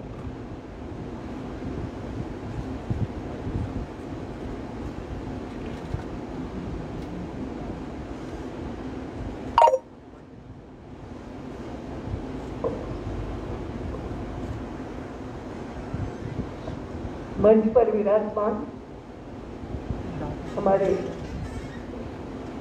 प्रमुख, अब ग्राहक पंचायत में चले गए थे, दिनकर जी इंदौर में ही रहते थे, अब दिल्ली का निवास है उनका। हमारे किसान संघ के दोनों प्रमुख, सामने बैठे हुए कई ऐसे प्रमुख हैं। अध्यक्ष को बहुत ज़्यादा बात नहीं करना होती है, मैं इतना ही कहूँगी आप सबको। आपने अभी पूरा दत्तोपंत ठेंगड़ी क्या थे ये जानना इसलिए जरूरी है कि हम जिस संगठन में काम कर रहे हैं उस संगठन के संस्थापक, उनका भाव क्या था ये समझना। वो कैसे काम करते थे, बहुत अच्छे तरीके से हमारे दिनकर जी ने आपके सामने वो पूरा चित्र रखा। मैं एक बात इतनी ही कहूँगी कि भारतीय मजदूर संघ को जब देश में प्रमुख पहला स्थान मिला और इंदौर में ही घटना हुई थी, तब सब लोगों ने सोचा दत्तोपंत जी का बड़ा सत्कार करेंगे, सम्मान करेंगे। ऐसी चर्चा शुरू हो गई। दत्तोपंत जी के कान पे वो बात गई। उन्होंने बैठक की शुरुआत में कहा, आज ऐसा करते हैं, भारतीय मजदूर संघ के इतने साल हो गए, बहुत बड़ा स्थान हमें मिला है, बहुत बड़ा काम हुआ है, पूरे देश में प्रथम स्थान पर हम हैं।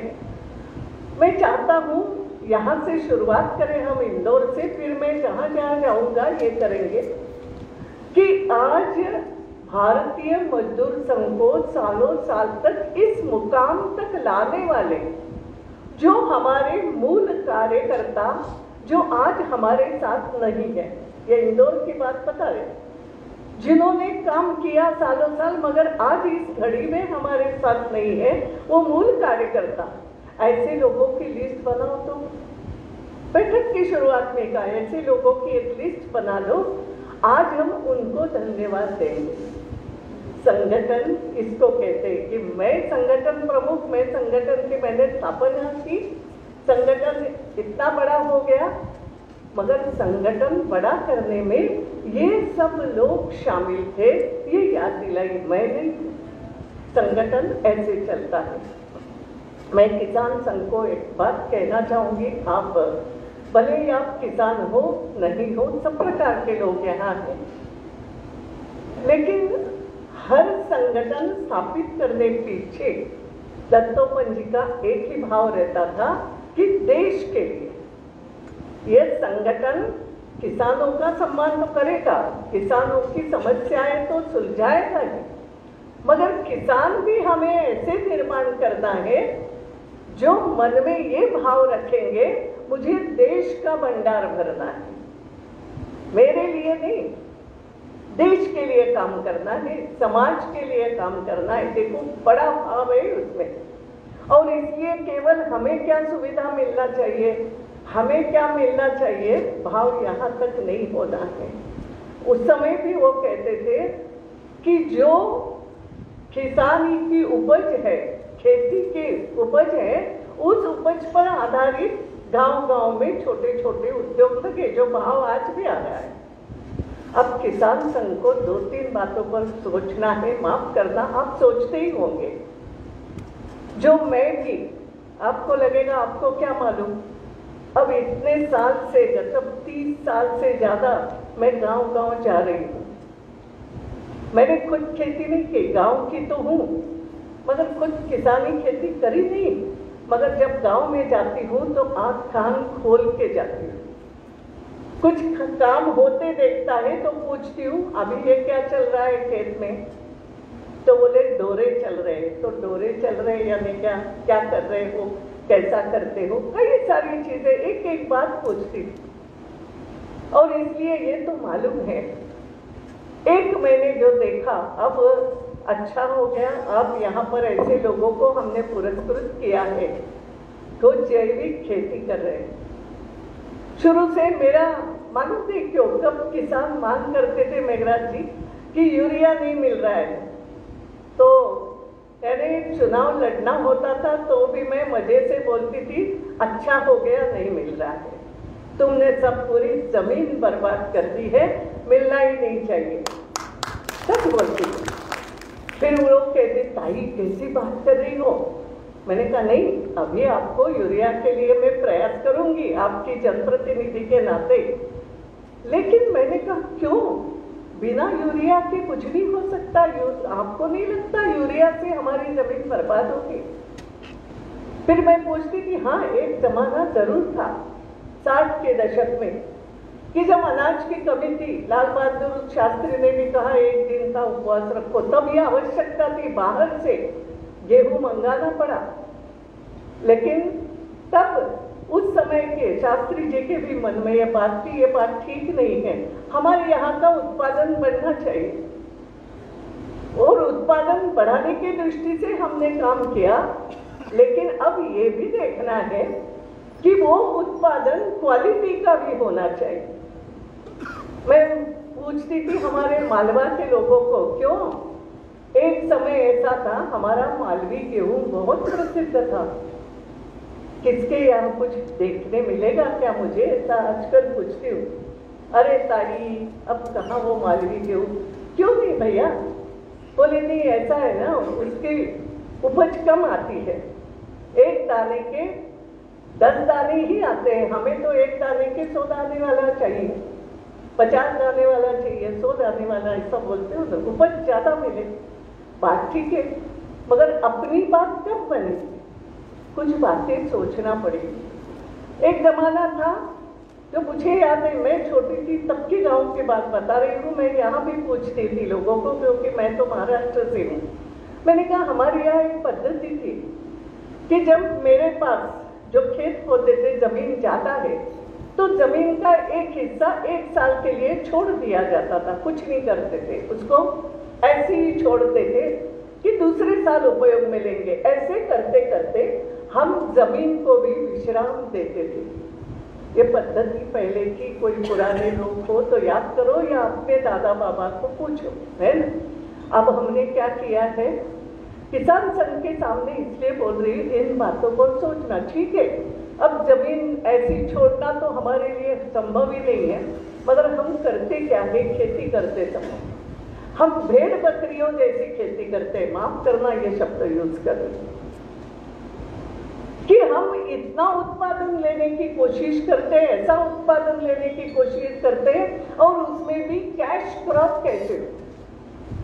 मैं सोयाबीन के लिए कभी कभी बहुत गुस्सा होती थी कि अरे क्या सोयाबीन सोयाबीन, बाकी कुछ नहीं है, तुम्हें बाकी कुछ नहीं लगता, केवल पैसे मिलते हैं इसलिए सोयाबीन, और उस सोयाबीन के लिए भी तुरंत आता है, ऐसा भी देखो जल्दी आएगा, ऐसी भी किस्म होती है जो जल्दी आएगी, तो वो देखो। माँ ये सोयाबीन है या और किसके लिए नहीं, मगर ये बोलते हैं, मैंने सुना। तब मुझे ठेंगड़ी जी याद आते थे। एक बार ठेंगड़ी जी ने ऐसा कहा था, कार्यकर्ता, ये भी इंदौर की बात ये बताऊं, कार्यकर्ता कैसे होना, उस पर वो बोल रहे थे। किसी ने कहा होगा अरे वो काम जल्दी नहीं करते, वो ऐसा नहीं। उन्होंने एक बार कहा था कि आपको मालूम है क्या कार्यकर्ता कैसा चाहिए। अब आपको ऐसा ही चाहिए जो तुरंत कुछ करता दिखे, या टिकाऊ चाहिए। और आप भी बोलो, आपको उपज कैसी आप लेते हो। आपको अगर पालक मेथी चाहिए तो ठीक है, जल्दी हो जाएगी। आपको अगर आम चाहिए देने मिलना, आपको अगर गेहूं चाहिए तो समय तो लगेगा, उतना संयम तो रखना पड़ेगा। आपको जीवन में क्या चाहिए बोलो, केवल पालक मेथी चाहिए क्या। वो उदाहरण देते थे, कार्यकर्ता कैसा होना, पालक मेथी जैसा आया, थोड़ा काम करा, चला गया, मालूम नहीं कहाँ चला, या आपको ऐसे ठोस कार्य करना। वैसे ही मेरा ये कहना है, क्या आज कुछ पैसे कमा के कल कुछ नहीं करना है क्या। हम बच्चों के लिए क्या छोड़ के जा रहे हैं, ये कई सारी चीजें सोचना पड़ेगी। एक और मैं किसान संघ को कहना चाहूंगी, जो हमने शुरू भी किया था। एक समय आया था इंदौर में पानी की कमी, अभी कुछ साल पहले हुआ था।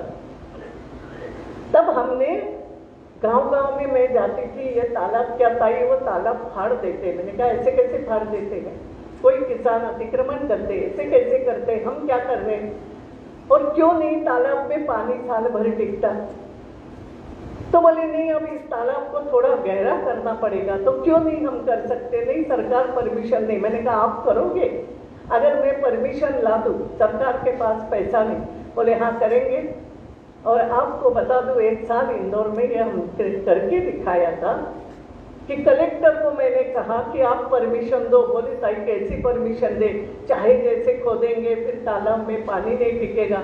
मैंने कहा नहीं, चाहे जैसी खोदने के लिए मत दो, आपके पास इंजीनियरों की फौज है, जाए गाँव-गाँव में, वो बता दे कितना तालाब, कितना कहाँ कैसा क्या खोदना, मार्किंग करे, गांव वाले उतना ही खोद के उनको केवल परमिशन ये दे दो कि यहाँ की मिट्टी उठा के आप अपने खेत में ले जा सकते हैं। अच्छी मिट्टी मिलेगी तालाब की। और मैं आपको बताऊं, ये सक्सेसफुल हुआ कुछ हद तक। कलेक्टर ने ही मुझे कहा ताई 200 से ज्यादा तालाबों का गहरीकरण हुआ और 40 करोड़ रुपए हमें लग जाते अगर हम करने जाते, एक नया पैसा नहीं लगा, गांव वालों ने करते। तो गांव वाले करते हैं, है ना। और गांव का विकास, एक बात और, मैं आज किसान संघ है इसलिए बोल रही हूँ, मैं तो गांव-गांव में बोलती रहती हूँ। गांव में जाती मैं, सड़क की मांग होती, मैंने कहा सड़क बना दूंगी। मैंने गांव में बहुत सारी सड़कें बना भी दी, मगर मैं बोलती थी कि सड़क तो मैं बनाऊंगी अच्छी, मगर काहे के लिए, आपको बूढ़े डालने के लिए बनाऊं। बहुत साफ बोलती थी, इसके लिए बना दूं क्या। आप क्या व्यवस्था करोगे अपनी गांव की सफाई का, आप क्या ध्यान रखोगे। आपके यहाँ ये सब कचरा कहीं ना कहीं तो जगह होगी उसकी। अभी गो पालन के लिए, गो संवर्धन के लिए पर आप सबों को पुरस्कृत किया। मेरा तो गांव-गांव में देखती थी, मुझे बहुत अच्छा लगा राज जी, विजय साहब, आपने जब कहा कि मैं अब गांव के महिलाओं को ये सिखाना है मुझे कि गाय को देख के ही तुम्हें मालूम होना चाहिए इसको क्या हो रहा है। इतना लगाव गाय के साथ होना, मैंने इनका अनुभव भी लिया कि इनके गाँव का तो मैं तो सच बताती हूँ, मैं बोलती हूँ कैसे तुम गाय ढोर को बांधते हो? कहीं भी बाहर सड़क पे बांध के रखा है, क्यों नहीं थोड़ी सी जगह साफ सुथरी इनके लिए हम बना सकते हैं? क्यों नहीं शेड सादी पतरे की बना? अरे नहीं ताई, गांव में होता नहीं, जगह नहीं है। हो सकता है, अगर दिल में जगह है तो सब कुछ ठीक हो सकता है।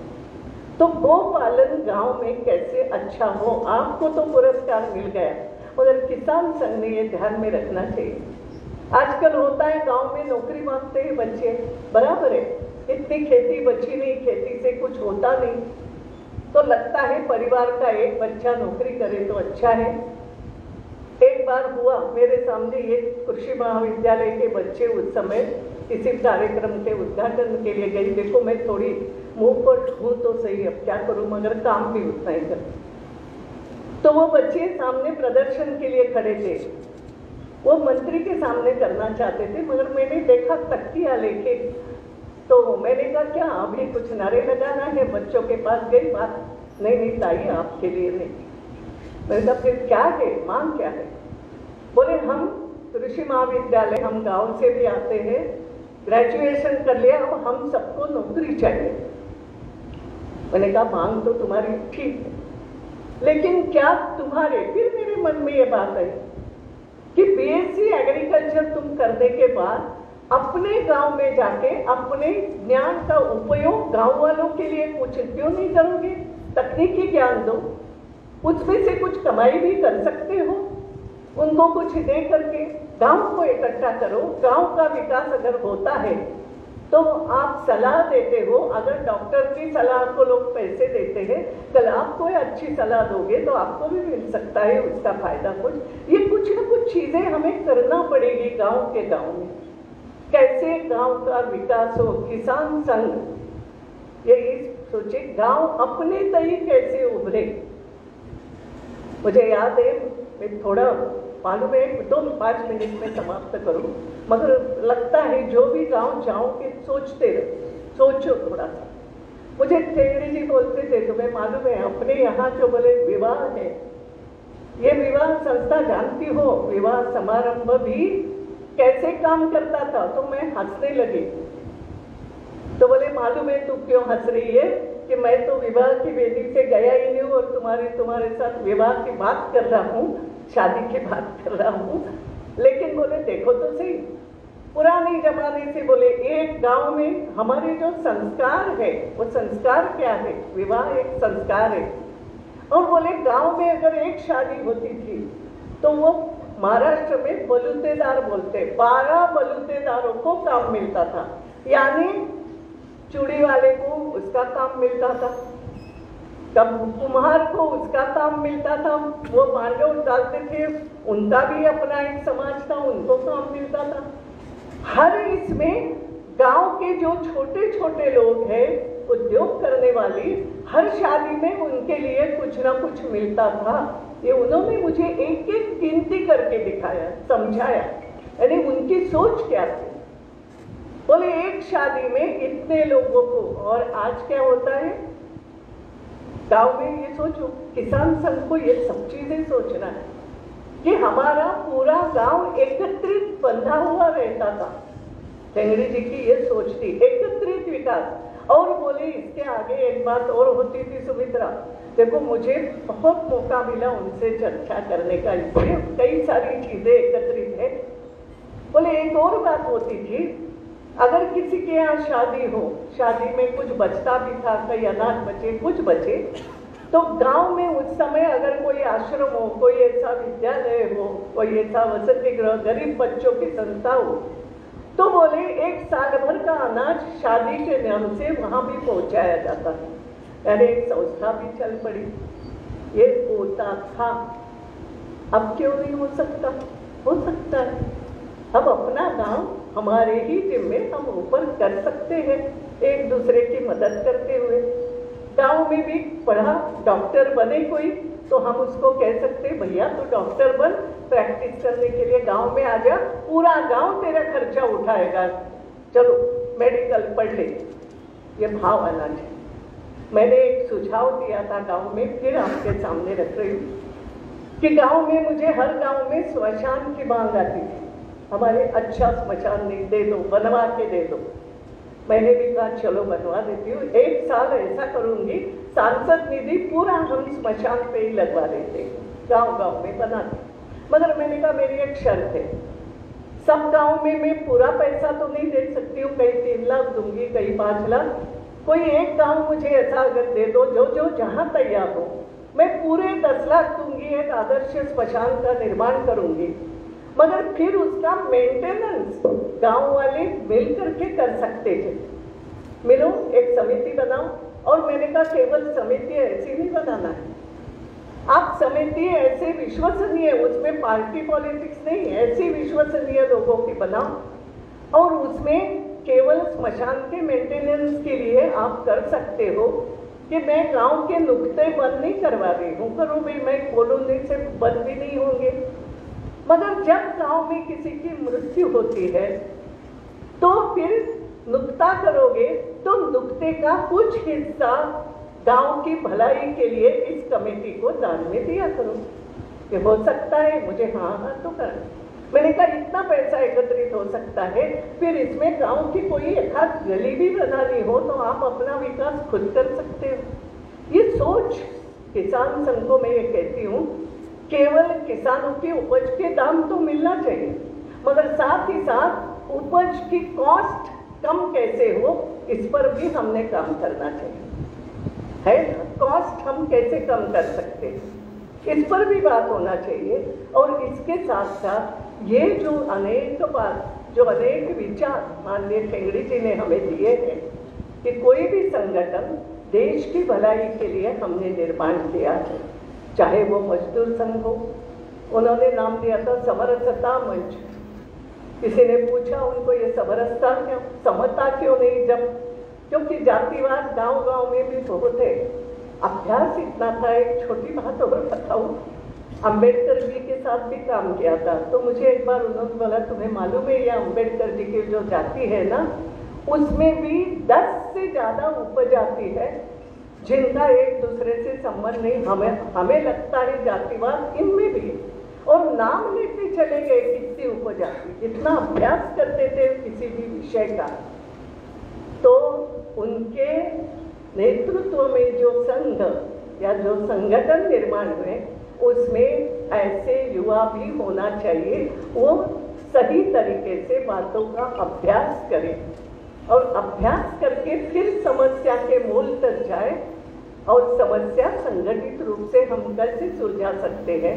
उनकी जो कल्पना थी गांव में ही उद्योग खुले, अब वो शुरू हो गया है, कैसे उसका लाभ ले, जमीन को उर्वरा कैसे बनाए रखे, ये कई सारी चीजें। केवल सबको लगता है पैसे, अभी महाराष्ट्र में बोलते हैं पानी की कमी, क्यों बोले वो चक्कर कारखाने खुले तो गन्ने को पानी बहुत लगता है। एक छोटी सी अभी कोई बात सामने आई और इसलिए बोले गांव में पानी नहीं जैसी स्थिति हो गई, अब गन्ना नहीं तो लगता है किसी को कुछ काम नहीं, अकाल जैसी स्थिति। हमने ये नहीं तो क्या हो सकता है, इसकी आज ही व्यवस्था करना चाहिए, इस पर अभ्यास होना चाहिए।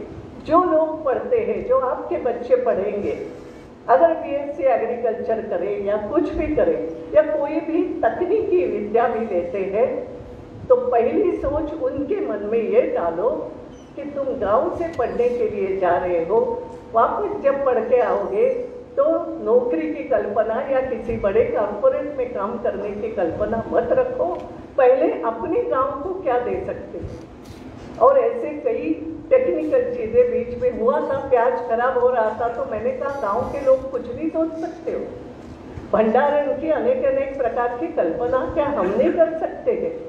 जो कर सकते हैं ये सोच सकते हैं। किसान संघ को इस पर काम करना चाहिए, ऐसा मुझे लगता है। तो माननीय ठेंगड़ी जी के मन में संगठन निर्माण करते समय जो बात थी वो बात हम कहीं ना कहीं साकार कर सकेंगे। मैं आज जिन जिन लोगों को पुरस्कार मिला है, गो संवर्धन का मिला है, जैविक खेती का मिला है, मुझे मालूम है इंदौर में बहुत अच्छे से अब जैविक खेती बहुत से उनके संगठन भी तैयार हो रहे हैं। तो ऐसे हो करके हम किस प्रकार हमारी ये जो मातृभूमि है, हमारी ये जो जमीन है, उस जमीन पर हम पक्के खड़े हो करके आकाश तक हम छू सकते हैं, ये कल्पना कहीं ना कहीं करना है। बहुत बहुत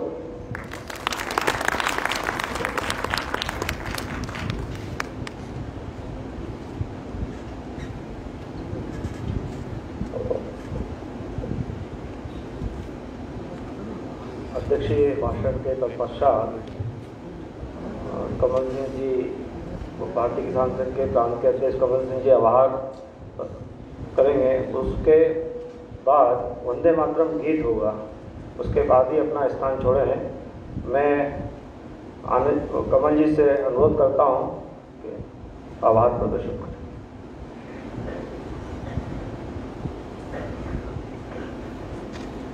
श्रद्धेय दत्तोपंत जी टेकड़ी न्यास की तरफ से अखिल भारतीय स्तर के रूप में ताई जी हमारे बीच में हैं, जो समय दिया उनके लिए हम आभारी हैं। अखिल भारतीय ग्राहक पंचायत के राष्ट्रीय संगठन मंत्री, जिनका केंद्र दिल्ली है, वो भी हमारे बीच आज उपस्थित है, उनके भी हम आभारी हैं। भारतीय किसान संघ के क्षेत्रीय संगठन मंत्री माननीय महेश जी भाई साहब भी हमारे बीच उपस्थित हैं, उनके भी हम आभारी हैं। ऐसे अथक प्रयास से जो किसानों के बीच में काम करते हुए बहुत मेहनत करके उन किसानों के बीच में जो नई पद्धति आ गई थी, दीदी बता रही है कि सब रासायनिक की ओर जा रहे हैं, मगर गो आधारित खेती का जैविक जो कृषक बंधु बैठे हैं, जो एनजीओ बैठे हैं, उनके भी हम आभारी हैं। जो किसान दूर दूर से आकर यहाँ इस कार्यक्रम में आए, उनके भी आभारी हैं। दीदी हम बता दें कि इंदौर उज्जैन के बीच में आप प्याज का जो बात कर रहे हैं, 9 महीने से रख रखा किसानों ने घर में अब भी निकाल रहे हैं। आज भी 9 महीने रखने की कैपेसिटी तैयार कर ली है। मेरे घर खुद के घर पे भी 9 महीने हो गए प्याज को धीरे धीरे निकाल रहे हैं। तो 9 महीने रखने की क्षमता यहाँ के किसानों ने तैयार कर ली है। और ऐसे किसान भी बैठे हैं कि मेरा गांव मेरा तीर्थ बने, और वो तीर्थ की ओर जा रहे हैं। ऐसे गांव भी मालवा के अंदर किसान संघ ने तैयार करवा दिए हैं। किसान संघ नीचे गांव में भी लगा हुआ है, जहाँ गांव की कल्पना जो इंदौर के जो शहर है, जो सिटी है नंबर 1 पे हैं, ऐसे नंबर 1 गांव भी तैयार हो गए हैं। उनको देखने की आवश्यकता है। ऐसे तीर्थ गांव में बन रहे हैं, वहाँ के शमशान ऐसे बन रहे हैं। ऐसे लोग भी हमारे बीच में जो तैयार करे हुए यहाँ बैठे हैं, उनके भी हम आभारी हैं। जो परिसर हमको दिलाया उसके लिए भी आभारी है, और जो अप्रत्यक्ष रूप से यहाँ सहयोग किया उसके भी हम आभारी हैं।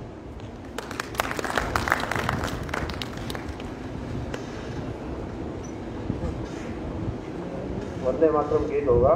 संगीता जी चौहान एवं कविता जी कालरा से निवेदन है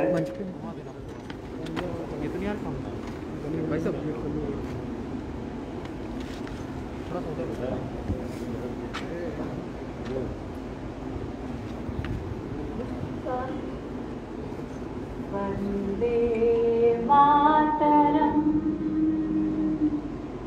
वंदे मातरम, सुजलां सुफलां मलयज शीतलां, शस्य श्यामलां मातरं वन्दे मातरं।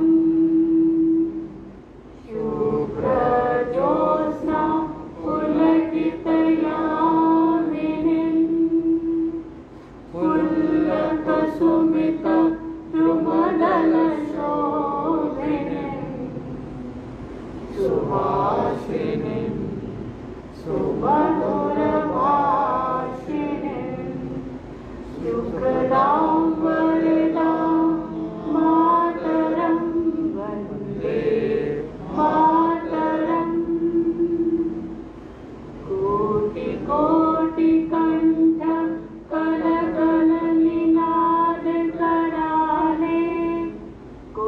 कोटि कोटि भुजे रट कर करवाले अब लागे नुमाए तो भले बाहुबल धारिणीं नमामि तारिणीं विपुलवारिणीं मातरं वन्दे मातरम्